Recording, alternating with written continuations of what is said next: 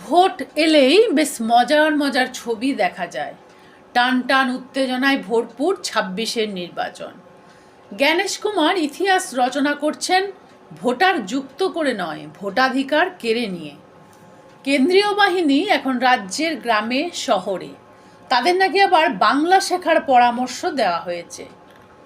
বিশ্বগুরু তো ঠাকুর রামকৃষ্ণকে পরমহাউস বলে দিয়েছেন। এবার কেন্দ্রীয় বাহিনী বাংলা ভাষার কি দফা রফা করে ছাড়ে তা অপেক্ষার। ভোট এসেছে, প্রার্থীরা এখন মানুষের জন্য নানান ভূমিকায় নাটক করছেন।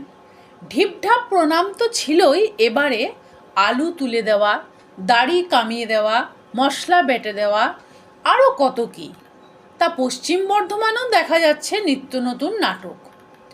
আসানসোল দক্ষিণের বিধায়ক অগ্নিমিত্রা পাল, ইনি বিধায়ক কোটার কত টাকা খরচ করেছেন তা কেউই জানেন না, কিন্তু মুখ্যমন্ত্রীর সমালোচনায় এক কদম এগিয়েই রাখেন ছোট গুরু অধিকারী বাবুর মতোই। তবে এবারের নাটক বিজেপি বিধায়কের সাইকেল চালানো। বিশ্বগুরু ২১-এর নির্বাচনে রবীন্দ্রদা সেজেছিলেন, ৭৭-এ থেমে যান। তবে এবারে বঙ্কিমদাকে পেয়েছেন। বন্দে মাতারাম নিয়ে ১০ ঘন্টা বিতর্ক হয় সংসদে। তার ১৫০ বছর পূর্ণ হয়েছে। বিশ্বগুরুর দল এখন আপাতত ১৬ আনা বাঙালি সাজতে ব্যস্ত, তাই বন্দে মাতারাম নিয়ে মিছিল।